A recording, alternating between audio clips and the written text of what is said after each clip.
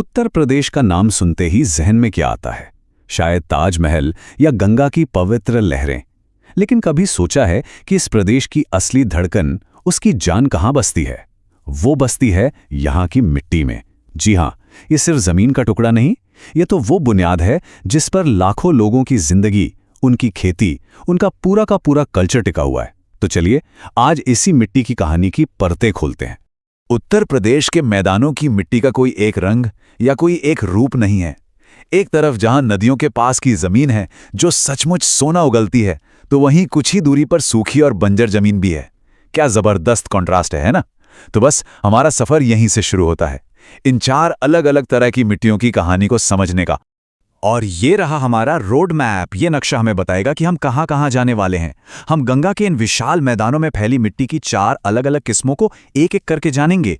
और यही वो चार किस्में हैं जो असल में ये तय करती हैं कि यूपी के खेतों की किस्मत क्या होगी, वहां कौन सी फसल लहलहाएगी।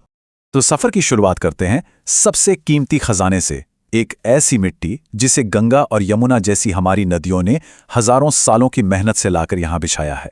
जी हां, हम बात कर रहे हैं जलोढ़ मिट्टी या अलूवियल सॉइल की। ये महज मिट्टी नहीं, ये एक तोहफा है, एक ऐसा तोहफा जिसने इस पूरे इलाके को हिंदुस्तान का अन्न का कटोरा बना दिया। अच्छा, अब इसमें भी एक ट्विस्ट है। ये जलोढ़ मिट्टी भी आप समझिए दो तरह की होती है। इसे समझना बहुत आसान है। नदी के बिल्कुल पास वाला जो निचला इलाका है वो है खादर। यहाँ हर साल बाढ़ आती है और अपने साथ नई, ताज़ा, उपजाऊ मिट्टी की एक चादर बिछा जाती है। और नदी से थोड़ा दूर जो ऊंचा इलाका है वो कहलाता है बांगर। यहाँ अब बाढ़ का पानी नहीं पहुँचता। और बस लोकेशन का ये छोटा सा फर्क ही इनकी ताकत में जमीन आसमान का अंतर पैदा कर देता है। ये देखिए, यहां फर्क एकदम आंखों के सामने है। एक तरफ है पुरानी बांगर मिट्टी, देख रहे हैं, थोड़ी मोटी, रूखी सूखी, और इसमें कंकड़ भी होते हैं। मतलब इसमें फसल उगाने के लिए किसान को ज्यादा मेहनत करनी पड़ती है, ज्यादा खाद डालनी पड़ती है। और अब दूसरी तरफ देखिए, नई खादर मिट्टी, एकदम बारीक कण, गहरा रंग, जैसे जिंदगी से भरी हुई हो। ये इतनी ज्यादा उपजाऊ होती है कि बस बीज डाल दीजिए और फसल लहलहाने लगती है। तो चलिए इन दोनों को एक साथ रखकर देखते हैं, कहानी बिल्कुल साफ हो जाएगी। बांगर मिट्टी पुरानी है, बाढ़ से दूर है, इसलिए उपजाऊपन कम है और कंकड़ भी मिलते हैं। इसके उलट खादर मिट्टी हर साल बाढ़ की वजह से नई हो जाती है, जवान हो जाती है। इसके कण बहुत महीन होते हैं और ये जबरदस्त उपजाऊ है। मतलब सीधा सा हिसाब है, एक को चाहिए थोड़ी एक्स्ट्रा केयर और दूसरी तो कुदरत का दिया हुआ वरदान है। चलिए अब उन हरे भरे उपजाऊ खेतों की दुनिया से निकलकर एक ऐसी जमीन पर चलते हैं जो एक बहुत बड़ी मुश्किल से जूझ रही है। हम बात कर रहे हैं ऊसर मिट्टी की। ये वो इलाका है जहां जमीन पर नमक की एक सफेद चादर से बिछ जाती है और धीरे धीरे हरियाली को निगल जाती है। और ये आंकड़ा सचमुच चौंकाने वाला है, 10%। जरा सोचिए, पूरे उत्तर प्रदेश का 10वां हिस्सा इस ऊसर मिट्टी की गिरफ्त में है। इसका पीएच लेवल 8.5 से ऊपर चला जाता है।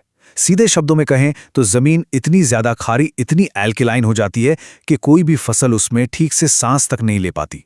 तो सवाल उठता है कि आखिर एक अच्छी खासी हरी भरी जमीन बंजर बन कैसे जाती है? इसकी साइंस 3 स्टेप्स में समझी जा सकती है। सबसे पहले, जरूरत से ज्यादा सिंचाई करने से जमीन में पानी भर जाता है। फिर बिल्कुल वैसे ही जैसे दिए में तेल बत्ती से ऊपर चढ़ता है, जमीन के नीचे घुला हुआ नमक भी पानी के साथ साथ ऊपर सतह तक आ जाता है। और आखिरी स्टेप, जब सूरज की गर्मी से पानी तो उड़ जाता है, लेकिन वो अपने पीछे छोड़ जाता है नमक की एक सफेद और जानलेवा परख। तो क्या इस जमीन का कुछ नहीं हो सकता? क्या इसे दोबारा जिंदा किया जा सकता है? अच्छी खबर यह है कि जवाब है हाँ, और इसके लिए 3 बड़े कारगर तरीके हैं। पहला है जिप्सम का इस्तेमाल, जो मिट्टी के खारेपन को न्यूट्रलाइज करता है। दूसरा है पाइराइट्स का केमिकल ट्रीटमेंट। और तीसरा, जो कि एक नेचुरल तरीका है, वो है ढैंचा जैसी हरी खाद वाली फसलें उगाना। ये फसलें जमीन में ही गलकर उसे फिर से जान दे देती हैं। चलिए अब अपना सफर आगे बढ़ाते हैं और चलते हैं उत्तर प्रदेश के पश्चिमी छोर की तरफ। ये वो इलाका है जहां हवा में नमी कम और गर्मी ज्यादा होने लगती है। और जैसे जैसे मौसम बदलता है, वैसे वैसे यहाँ की मिट्टी भी अपना रंग और मिजाज दोनों बदल लेती है। यहाँ इस सूखे इलाके में हमें खास तौर पर 2 तरह की जमीन मिलती है। एक तो है मरुस्थलीय यानी डेजर्ट सॉइल, जो आगरा और मथुरा जैसे इलाकों में है। इसकी खासियत यह है कि ये कम पानी में भी बाजरा और ज्वार जैसी मोटी फसलें उगा देती है। और दूसरी है भूर। ये कुछ और नहीं बल्कि हवा के जोर से बने रेत के 10 से 20 फीट ऊंचे टीले हैं। ये दोनों ही मिट्टी के प्रकार इस इलाके के सख्त मौसम की जीती जागती कहानी कहते हैं। तो लीजिए, मैदानी इलाकों का हमारा ये सफर अब पूरा हुआ। तो चलिए एक बार रुककर पीछे मुड़कर देखते हैं और पूरी कहानी को जल्दी से समेटते हैं। ये टेबल समझिए हमारी पूरी यात्रा का एक क्विक रिवीजन है। चलिए फटाफट देखते हैं। सबसे पहले खादर, नदियों का दिया हुआ तोहफा, सुपर फर्टाइल।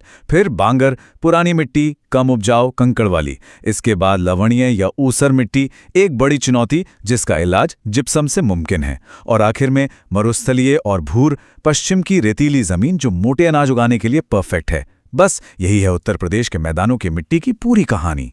तो मैदानों की कहानी तो हमने समझ ली, लेकिन उत्तर प्रदेश की जमीन की दास्तान यहीं खत्म नहीं होती। बिल्कुल नहीं। अब हमारी ये खोज एक नया मोड़ लेने वाली है और हमें दक्षिण की तरफ ले जाने वाली है, जहां का खेल बिल्कुल अलग है। वहां नदियां नहीं बल्कि पुराने चट्टानी पठार मिट्टी की कहानी लिखते हैं। तो आखिर में एक सवाल है, अगर मैदानों की मिट्टी को बनाने का काम पानी और हवा ने किया, तो फिर बुंदेलखंड के उस चट्टानी पठार की मिट्टी को आखिर किन ताकतों ने गढ़ा होगा? सोचिएगा जरूर।